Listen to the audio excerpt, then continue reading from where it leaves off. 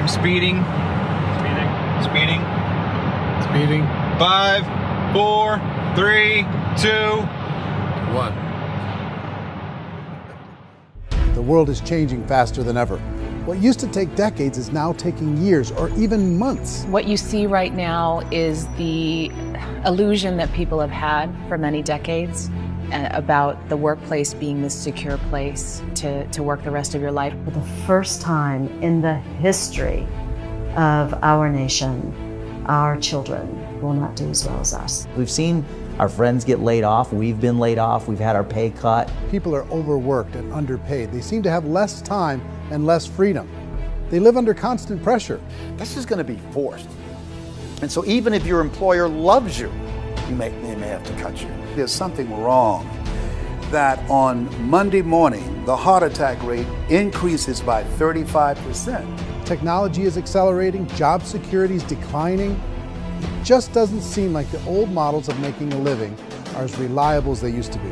Every aspect of our lives, there's a better way out there, but we're still doing it the old way. We live in the greatest country on the planet, and there are a lot of people sitting around complaining and being cynical. Like everyone's whining about this old model, and I'm like, why don't you leave it? Look at all this over here. Look at all this opportunity. Since so much of our lives revolve around our work and the way we make our living, many people are thinking there just has to be a better way. The biggest challenge facing our world today is not making money, is what are we going to do with all the displaced, unemployed people? People are afraid that they're going to make the wrong decision. People are afraid of the unknown. People are afraid that maybe I don't have the skills. Hey, sports fans. Industrial age is over. It's dead. It's dying. That's why going to school to get a job is an obsolete idea.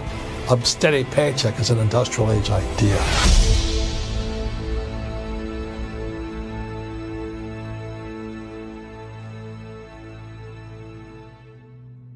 It's the search for answers that has brought us here together today.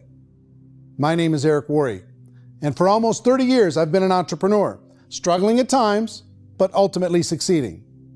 As a best-selling author, speaker, and business owner, I've spent my entire career helping millions of people around the world to become entrepreneurs. And I believe strongly that there is, in fact, a better way when it comes to how we make a living. The career landscape has changed dramatically, and many are still working in a model that is completely out of date. What worked for previous generations isn't working as well for people today. In this film, we're going to explore 3 important questions. First, what's really going on in our working world today? Second, in this new economy, is it better to become an entrepreneur, or is it safer to work for someone else? And third, if a person decides to become an entrepreneur and start their own business, how can they do it without taking on massive risk? To help in this journey, I've brought together some of the greatest experts and thought leaders in the field of entrepreneurship to share the real facts with you. My intention is to give you new information that will allow you to make choices that are not limited by an old, outdated model. Let's start by understanding what's going on in our working world today.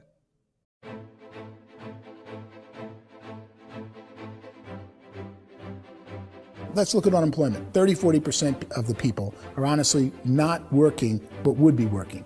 What our government does is if you haven't found a job in 6 months, we don't call you unemployed. We pretend you dropped out of the labor force. I've often said that unemployment, particularly structural unemployment, that's unemployment due to technological changes, is the first sign of economic growth.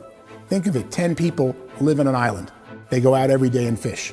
One day, new technology shows up. A missionary brings them a net. Now, using the net, one pilots the boat, one throws the net. 2 fishermen can do all the work 10 used to.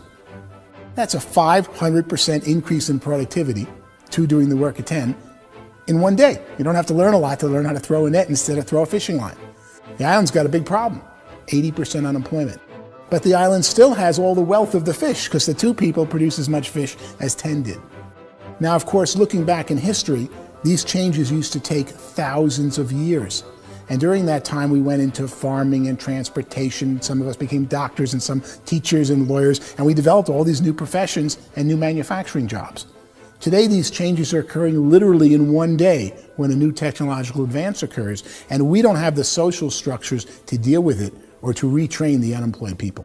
So one of the things that I think is interesting as I travel across the country and really travel around the world is the way that we work and the way we get paid for work is changing pretty dramatically. On a global basis, everything is being turned upside down because of the rapidly advancing technologies. They are eliminating many jobs, and we have been left with many people not prepared for the jobs that exist. A lot of demand in public companies was to squeeze out all the fat and to get just as much margin as we possibly could, and fat equals humans. So this idea of job security in information age is so obsolete, but it's still taught inside our school system, and that's where the problem starts. There's no financial education in the school system, and people are still trained to be employees to work for that paycheck. This is a chart on the middle class. What's happening in the middle class, those that went to school, their incomes have been coming down for years. And parents still say to their kids, go to school, get a job. Now what happens to all those middle class people who are dropping off the ends of the chart? Well, they become what's called working poor. And this is what happens to working poor. But they say poverty is ending. Well, poverty may be ending, but working poverty is going up. And this is food stamp usage. So food stamp usage in America is going through the roof right now, because people cannot earn what they call a living wage. Most people have experienced financial pressures that I think are probably greater than they have been in the past. If you're not working for yourself, then it's going to be a pretty hard road for a lot of people. Today, if you're going to control your future, the 40-40 plan is gone, where you can graduate from college and get a job and work for 40 hours a week for 40 years. That day is gone. So some of these charts actually tell you what's going on. And this is a really interesting one, you know. People are going back to school because if I go back to school, I'll get a nice job. But this is what's happening to, it's called Sallie Mae, which is the student loan guys. Student loan is going through the roof. It's now over $1 trillion. And student loan debt is worse than credit card debt. So when people stopped using credit card, the government got people into student loan debt. And the problem with student loan debt is you can never be forgiven. See, with credit card debt, you can declare bankruptcy and all's forgiven. But student loan debt, you can declare bankruptcy, you still owe it. It's the worst of all debt. But this is the next picture. Look at this chart here. This is what's happening to wages of college graduates. It's going down. So you go to college, you rack up all this debt, but you earn less money. Now, that's not that intelligent. Average person who's been working a lifetime in America today is ending their lifetime at 65 with about $41,000 in assets. They earned just enough to survive. I think in the United States we have something like 17 trillion in debt. That's just the federal government debt. We got another 2 in municipal and in other, let's call it almost 20 trillion government. We've got 40 trillion in private debt. That comes up to close to 60 trillion.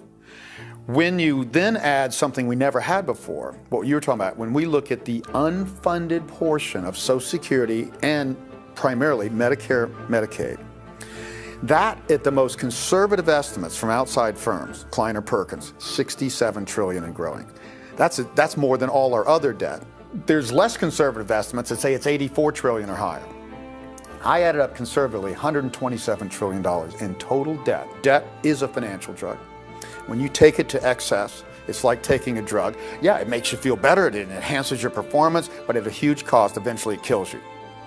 And so that's what happens. We keep doing more and more debt, and you get less and less results, just like a drug, until the debt gets so high that it crushes the whole system. That's where we're at, 8.2 times GDP.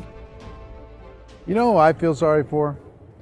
I feel sorry for the person who dreads going to work, who is sick to their stomach on Monday morning, who hates their alarm clock, who gets a little glimmer of hope on a Wednesday because it's hump day and says, thank God it's Friday. And they live for those 2 days a week where they get to be themselves and they don't have to be around people they don't like, and they don't have to play the political game in the office, and they don't have to live this half life. The person that works 50 weeks a year just to be able to have the 2 weeks for vacation. And you know what happens to most of them? Nowadays, they don't have a vacation. They have a staycation. They have time off of work, but they don't get to go where they want to go because they're overextended. They've got all this debt. They got all this situation. They hate their alarm clock. They can't sleep until they're done. They have to spend most of their life in traffic. I feel sorry for that group of people because there's a better way. They just don't know it. I see this really interesting attempt at rugged individuality in a 6x8 rectangle.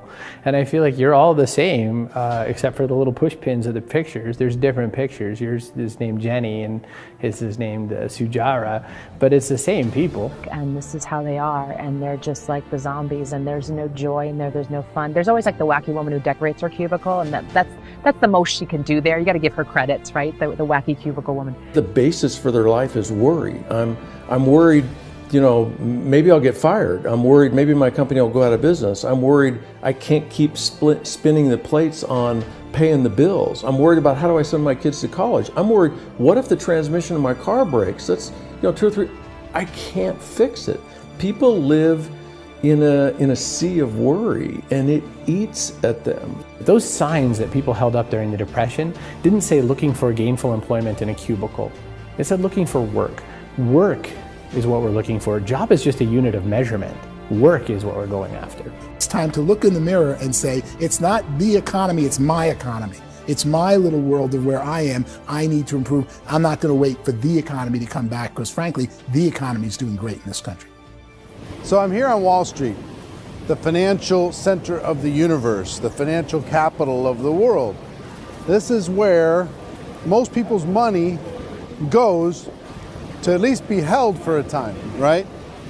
With interest rates in banks being effectively zero, and many experts are predicting it's going to stay at zero for the next 10, 20, even 30 years, people feel like they don't have any choice but to put their future into equities, to put their future into the hands of other people on this stock market, and hope that the stock market goes up, hope that the stocks that their advisors pick or that they pick goes up.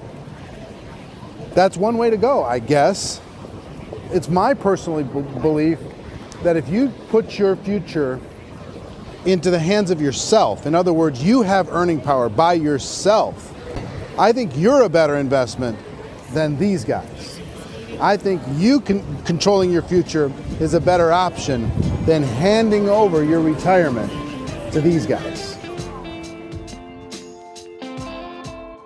The average household income in the United States is approximately $50,000 a year, what they call the middle class. To reach the top 25% of income earners, you'd need to earn at least $90,000 a year. To reach the top 10% would be a household income of $140,000, the top 5%, $190,000, and to be in the top 1%, you'd need a combined household income of at least $380,000 a year. So here's the question. What do you think would give you the best chance to move up and get to the top 10%, the top 5%, the top 1% or beyond? In my opinion, and in the opinion of many, many experts, the answer is to become an entrepreneur, to become your own boss. I think you have to be a business owner. I can't, the only time I ever say to someone it'd be great to be an employee is when they've already told me they've surrendered. I only tell people who are wounded spiritually that they should be an employee. And it's that feeling that you get when you pick up the backpack off the little Cub Scout and say, "Don't worry, little guy, we'll get you back to the camp." You know, it is in no way a kindness when I tell someone they'd be a great employee. The other status symbol really increasingly is lifestyle. I mean, people can own their own business, maybe even work out of their house. That, I tell you, people admire that. Like, gosh, I wish I could do that. The spirit of the entrepreneur is to be a risk taker and to be resourceful and unstoppable and to have a vision of yourself beyond where you are and not willing to settle for life as it is. Think about the great entrepreneurs. They're visionary. They have heart. They're willing to do today what others won't so they can do tomorrow what others can't. Personally, I don't think of the new economy, the old economy. I create my own economy. The entrepreneur's in control. I decide what the economy is going to be like. In the world of entrepreneurship, there are no limits. You can make as much as you want. depending on how much you want to work and how smart you are and how great a team you put together. There's no more lifetime rewarding business than being an entrepreneur. Why in America, where anyone could be anything, would people want to give up their freedom and become effectively a modern-day slave, told shut up and be here every morning at 7:30, leave at 5:30, and do what I tell you? If people decide to become an entrepreneur and work for themselves, they have some traditional options, but they're riskier than you might think. Any kind of a retail business, retail build-outs, is extremely expensive. Even just these small little yogurt stores where they're putting little yogurt machines and you get all the different flavors, you're spending $200,000, $300,000, $400,000 to open a yogurt shop. I would love to buy a Dunkin' Donuts, but it's $500,000 or so to start. I don't quite have that just in case money. Risk you can lose it all, and most guys do 2 or 3 times, and even big guys like Branson, because I'm such a fan of his, half his companies don't work. If you make $1 million, your problems are going to go. If you make $1 billion, your problems are really going to go. Just the opposite. You and I know when you're making $1 million, you get $1 million responsibilities. You make $1 billion, you got 1,000 times $1 million responsibilities. And most people say, I'd love to be my own boss. 70% of Americans would love to be their own boss, according to recent polls. But they don't know how to get there. Because what are you going to do? One, you could buy an existing business. If somebody's selling an existing business, you have to ask why. Usually because it's probably hard. It's probably not making as much money as they hope. 2, they could buy a franchise. A little less risk, proven system, but it's expensive to be able to do that. 3, they could start something from scratch. And that's where a lot of people feel like, I don't have the chops to do it. I don't have the money. I don't have the product idea. I don't have the expertise. I don't have whatever it's going to take to be able to get there, and I can't risk my family to do it. So 4th, they could become an investor. A lot of people in this town invest to try and figure out a way, but you got to be pretty smart with that game too, right? Venture capitalists, who are the very best and most sophisticated in investing in new breakthrough businesses, make it on 1 out of 11. That means 10 out of 11 are mediocre or fail. Most of them fail. That's the risk there. An angel investor is lucky to get 1 out of 15 or 20. A business is a team sport. Like, I have to have accountants, I have to have engineers, I have to have system designers, I have to have sales, marketing, I have to have accounting, I have to have mission statements, I have to have legal and all that. The average Joe Schmo, even me, I go out there, I don't have the skills to put a business together. I think the bottom line for the 4 traditional options is they take money, sometimes a lot of it. They take expertise, and they take time. All of that adds up to just too much risk for most people. I bought a business from somebody else and it was a lot of work. And you start wondering, what did I just buy? Because I guess ultimately I own your email list and I just overpaid for it. People that start their own business, they spend a lot of money, they spend a lot of time, a lot of effort to get things started. And the more you invest on the upfront, the harder you typically work at it. I can tell you what the success rate is of a restaurant. What is it? They're crazy enough. About 90% of them fail. About 90%, in how quickly? Year less. Wow. And if we're talking non-franchise, we're talking franchise, Sure. That's totally different. Yeah. But our students aren't getting franchise restaurants. You got to invest big money. Exactly. And with someone like McDonald's, you've had to work with the company for a long period of time, really know the Even have a business. chance at investing $1 million. Have a chance, and it's a slim chance. What if there was a way that you had all the proven aspects, the comfort aspects, and you could still control your own life? What if there was both? In other words, you didn't have to create everything from scratch. You didn't have to be a super leader.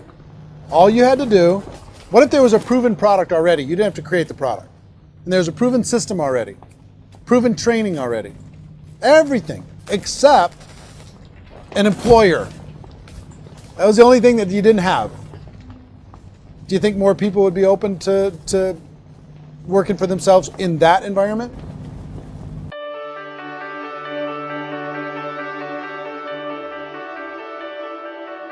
In our search for a better way to make a living, we've come to the conclusion that becoming an entrepreneur is actually safer than being an employee.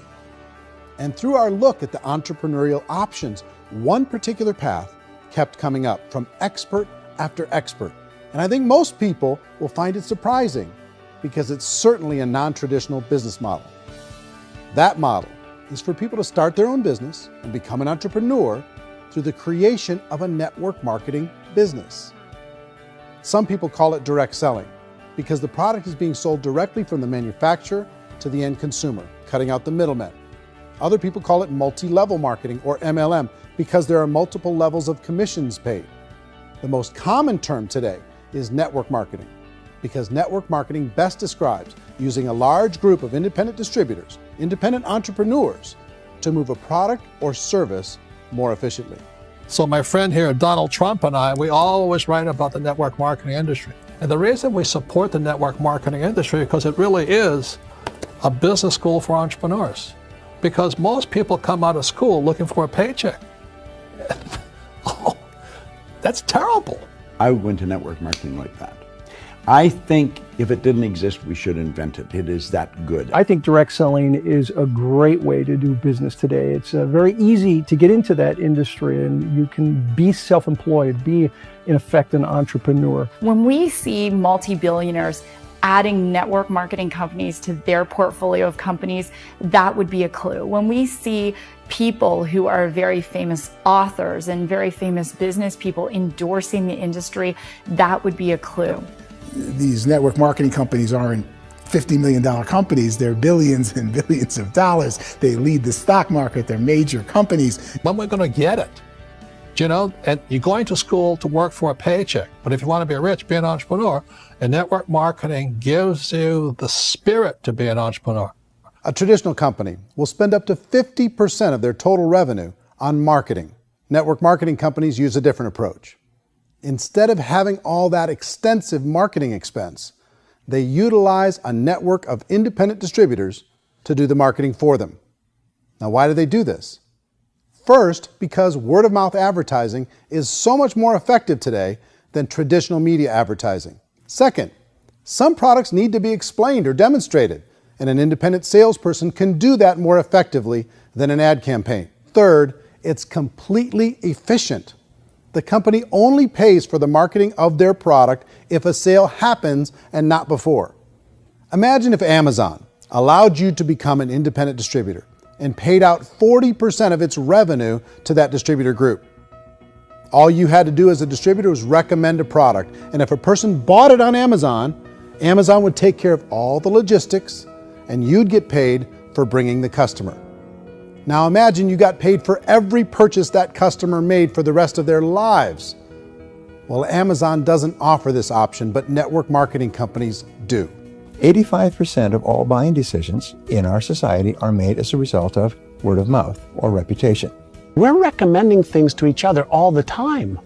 You know, who's your dentist? Who's your doctor? Who's your lawyer? What detergent, are you using? What legal system are you using? What product are you using? We're talking to each other about the things that we love anyway. When you go into a big box retailer, you're lucky if the clerk looks you in the eye, much less gives you any detailed or accurate information about what you're purchasing. So of course, this personal information, this education coming from a friend, a neighbor, a relative, or even a stranger, but one who has experience with the product is extraordinarily valuable. As a matter of fact, network marketing can educate consumers probably better than any other form of marketing.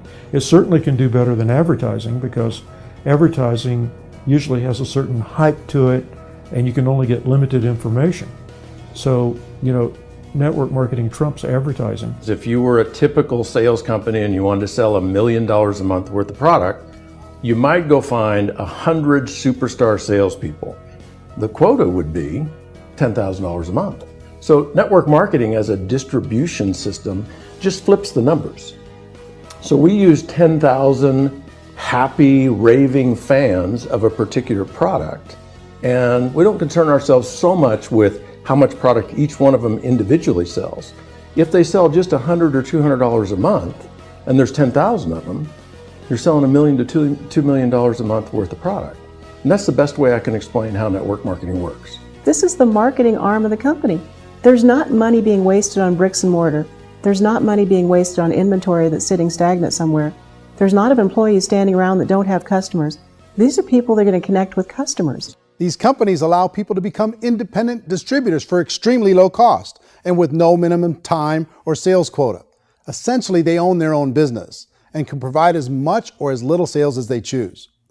In other words, The distributor gets all the benefits of traditional business ownership without the risk. The advantage of network marketing is the ease of entry, the low risk, and the low startup cost, because almost everything else has very high risk. You can get in for a minimal investment. You're buying into a system that's already been proven, products or services that have been proven to work. The keys to network marketing is providing an opportunity for the masses to get involved, providing an opportunity for the average person who doesn't have the resources to start their own business. All of this so far is fairly straightforward, but network marketing offers another benefit, and it's this benefit that makes it so interesting for entrepreneurs. Network marketing allows a distributor to build their own network of other distributors and then compensates them on the sales created by that entire group. Direct selling is, at its base, very simple. It's the sale of a product or service to an individual on a face-to-face, one-on-one basis, just the way we're talking right now. But there's an important element as well, and that's the offering in conjunction with that sale of product, the offering of an opportunity for someone to make something of themselves. No matter what your social status is, no matter what language that you speak, I mean, look how many unbelievable people are becoming successful that speak every kind of language out there. What an awesome gift to give the world. Instead of having to work your way up in a system and prove that you could be a sales manager, they just decided everybody can be a sales manager. Everybody gets to build a sales team from day one. And so what that brought into the system of growth as a direct selling company is the concept of compounding or geometric progression. Because now you can actually grow a sales force very quickly because everybody is enrolling people in their own sales force. People who are like, oh, this is weird, I'm building a sales team, or what do you think you do at a regular company? How do you think a regular company works? Network marketing is the only industry that doesn't say your past determines your future. It looks at your past and says, okay, now what can we train you to do so you can have a great future? Every other employer out there wants to exploit you for what you already know, not teach you something new. Network marketing has the potential to save the United States and the world because it's going to teach people not to be employees, but to be entrepreneurs.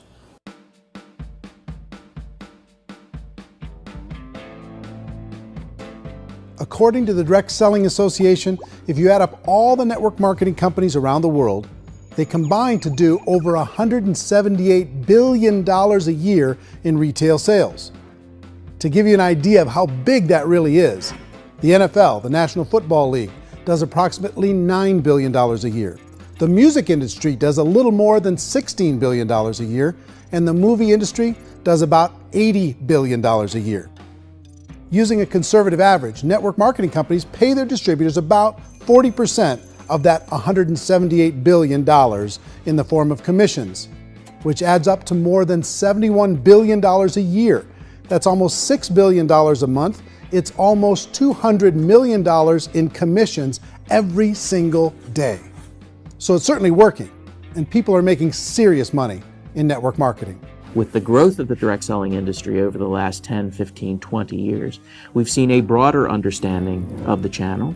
We have seen more and more people getting involved in the business, so our penetration in the marketplace has increased, and thus the understanding in the marketplace of who we are has increased. And we've seen non-direct selling companies look at the direct selling model and say, something's going on there.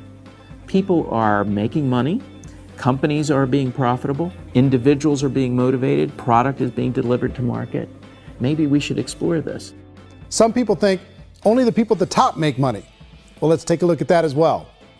In the network marketing profession, there are roughly 500 people in the world who earn over $1 million a year. If you round that number up to $2 million a year, that adds up to about $1 billion a year. That takes the $71 billion paid out each year down to $70 billion. So where does the rest of the money go? The vast majority goes to part-time people making anywhere from a few $100s a month to many thousands of dollars a month. It goes to people who choose to make it a full-time career move and earning even more than that. Every day, people are using the money they earn through network marketing to pay off debt, have more fun, and improve the quality of their lives. Everyone I know in network marketing has been doing that since the 50s. They go to work when they want to go to work. They stop working when they want to take time with their children to have a leisurely breakfast and discuss issues and drive them to school. They go back to work when they get home, wherever they're working out of. The biggest thing that I've seen is people that have become much happier in their life. MLM has probably made more millionaires of more people in more countries, and I've spoken to them in 67 countries, than any other single form of business, starting from nothing. If they have a choice between working a job for the next 10 years or working a network marketing business for the next 10 years, the result of working the network marketing business will be better.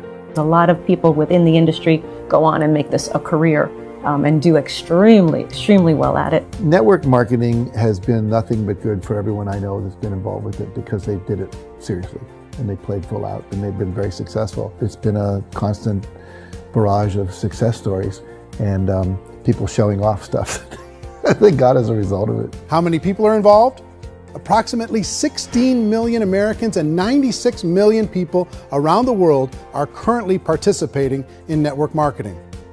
And in a recent poll, 82% of those people report a good, very good, or excellent experience with network marketing. So people are happy.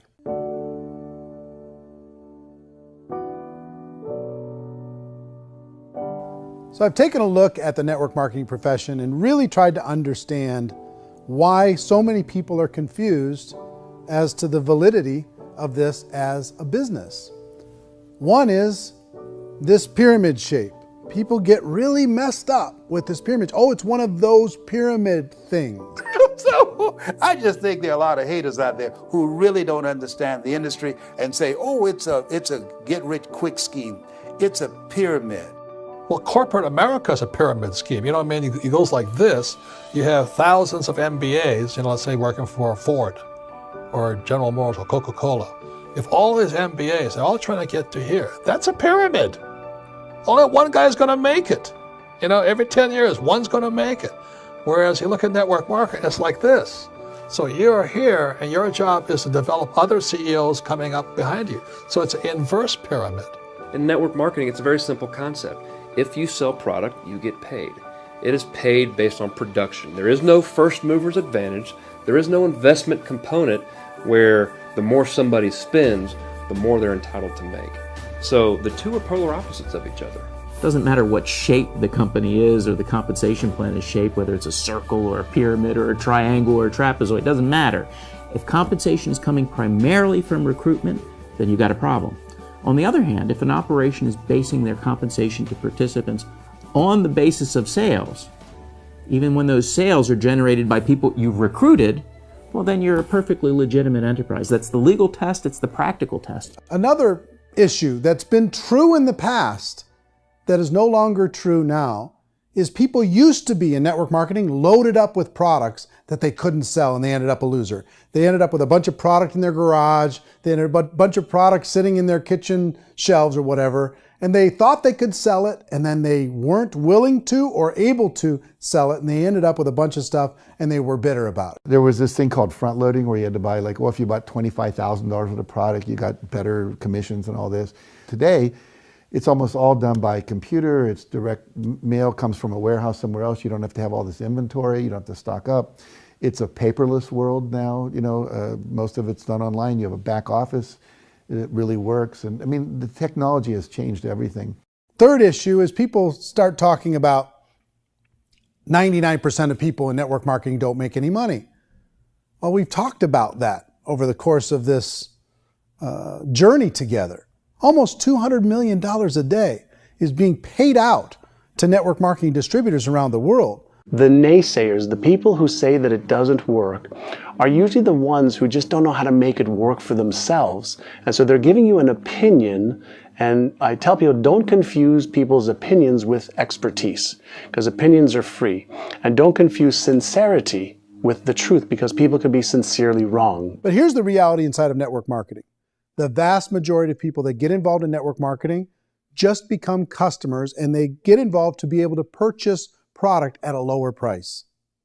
If you take Costco as an example, if a person goes into Costco and gets a membership to Costco so they can get a lower price on the product, we don't call that person a loser because they have a bunch of product that they walked out with with a smile on their face. Yet when some people want to take a look at network marketing, they say, well, those people, they're just using the product and they aren't earning an income, so they must be a loser. They're not a loser, they're a happy customer. That's the vast majority of people that are involved in network marketing. Now, a smaller percentage of those people decide to go build a business. They earn $300 a month, $500 a month, $1,000, $2,000. That's the bulk of earnings in network marketing. And then there's the few that really decide to take it serious, really decide to build a large network, really work to make that network very, very productive. And those people make huge amounts of money and there's no cap. What I do as an outside economist, just somebody looking at this industry like any other industry I speak and say, look, what's the realities of this? 1% do incredibly well. 10% generate some additional income at pretty low risk and effort. That's not, and 90% of people roughly end up customers. One thing that I think is real when it comes to people's perceptions about network marketing is people put this, and distributors, I think, involved in network marketing have some responsibility for this. They have sometimes unrealistic claims about the product or about the income. Most people who become distributors, they want the money, they want to be successful, but they don't have the skills. They don't know what to do. And when people don't know what to do and they're in a new business, they're scared. And when they're scared, they panic and desperation kind of sets in. So they think everyone they talk to has to get in. So if I talk to you and you say, well, no, I don't have time to do that, they're like, no, I need you. You have to do this or I won't be successful. So I start clawing on you. I start that desperation. So then I start making claims about the product, which are not appropriate, probably not even true. Or I start saying, oh, let me show you how you can make all this money and you don't have to do anything, Eric. And so you just totally misrepresent the opportunity, and you're clingy with people because you think you need everybody to be successful, and you don't. You know, one of the messages that I try to deliver most forcefully to companies as well as salespeople in direct selling is that you don't have to overpromise. The reality is in network marketing, there's a lot of hard work involved. There's a lot of effort. You're going to have to develop yourself. It's a business like anything else. It's going to take some time, but in my opinion, it's better.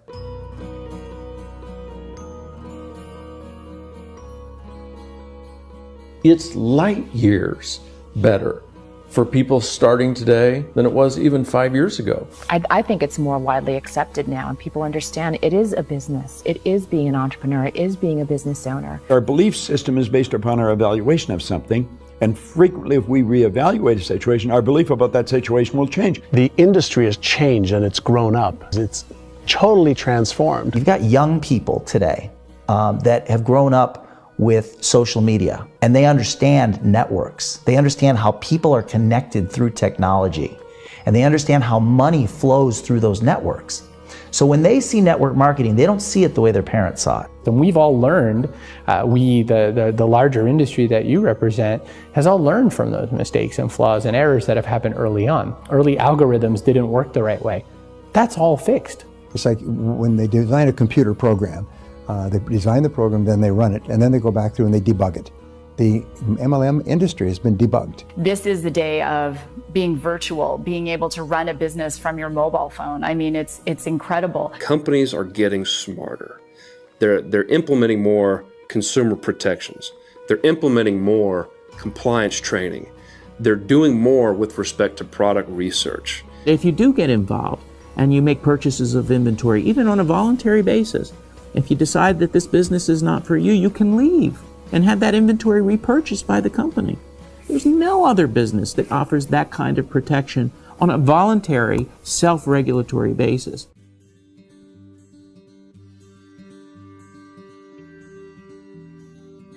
If you decide to look further into a network marketing business in order to generate more cash flow for your family, I would recommend reviewing the following 4 elements. First is the product or service. And on the product or service, I would ask 5 important questions. 1, do you like it? Is it something you would feel comfortable sharing with others?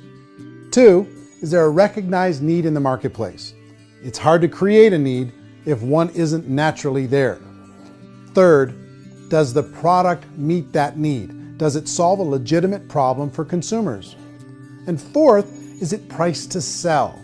Can it compete in the marketplace? And fifth, is it priced for profit? Is there enough margin for the company and the distributor to be able to generate income for the long term?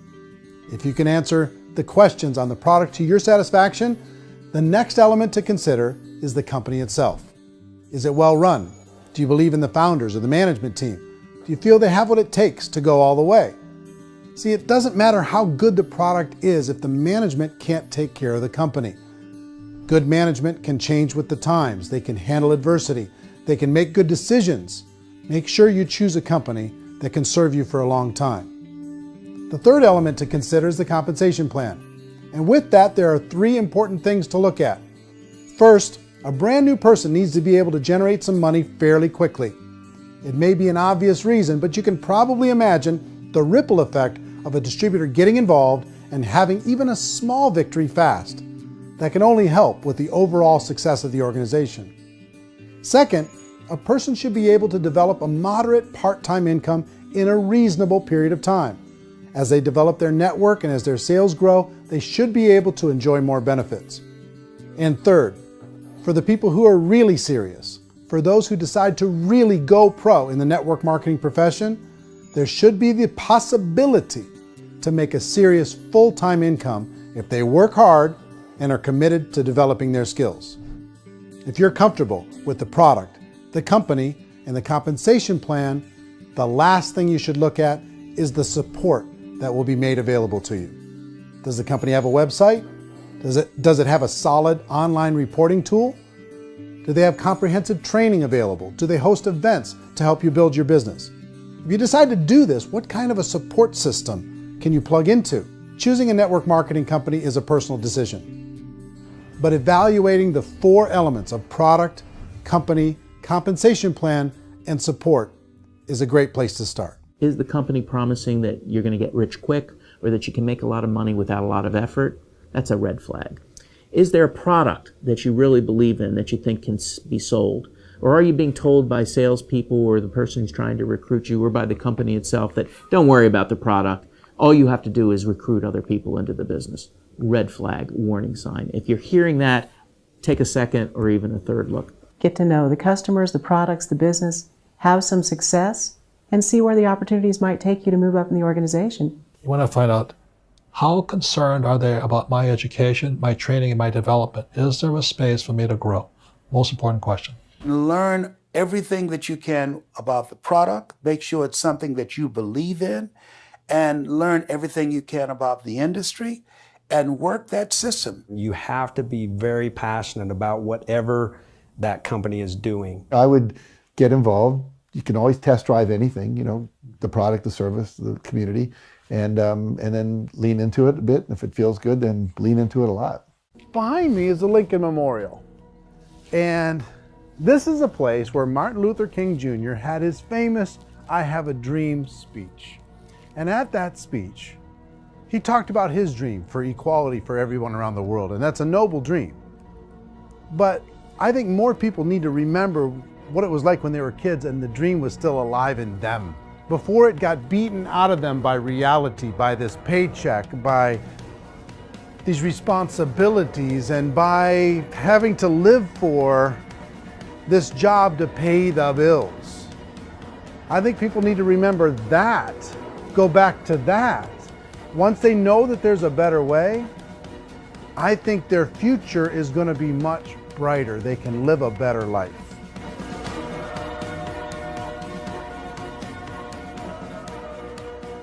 So if you're considering getting involved in a network marketing company, let me offer you just a few pieces of advice. First, network marketing isn't perfect. It's emotional, it's challenging.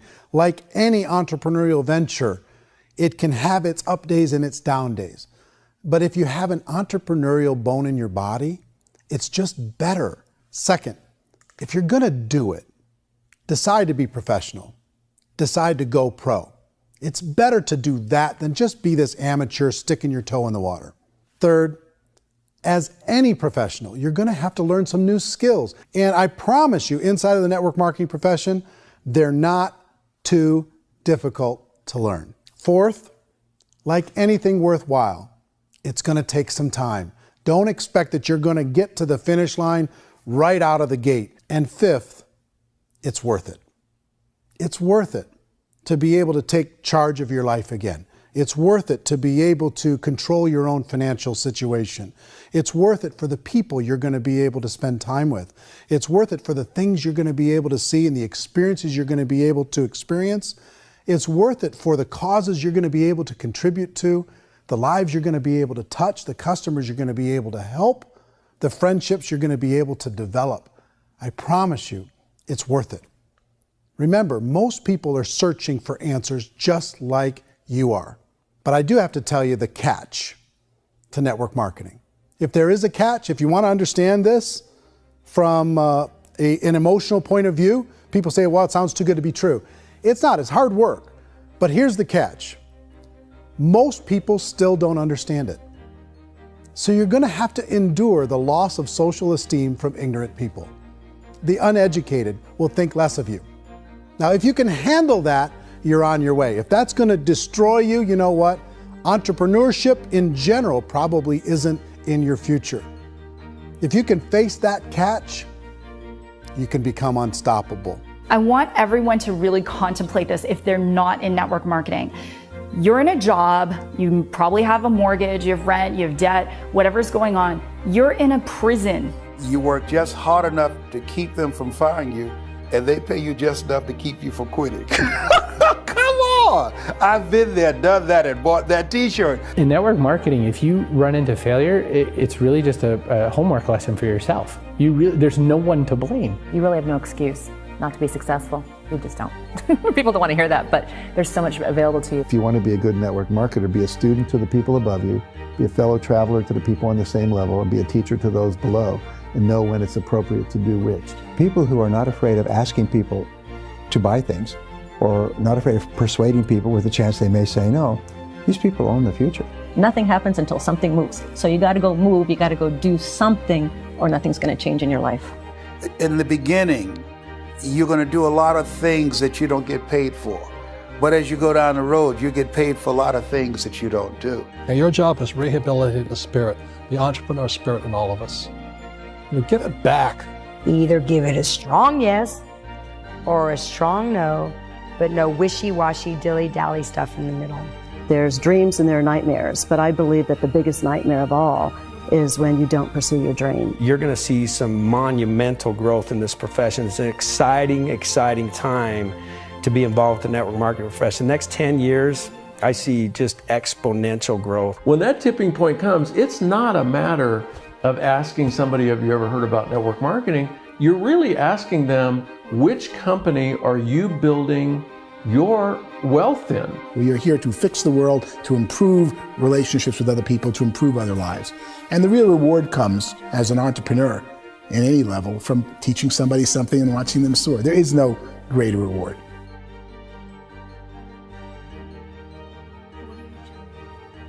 Life's too short to spend it living someone else's dream instead of your own. It's too short to spend it living at a fraction of your potential. Can being an entrepreneur be a challenge at times? Sure. But here's what you get in exchange. It can be yours. Something that you built, something that you created, something that you made happen. This balloon represents your dream. It represents entrepreneurship. My wish for all of you is that you would reach out and grab it. The choice is up to you.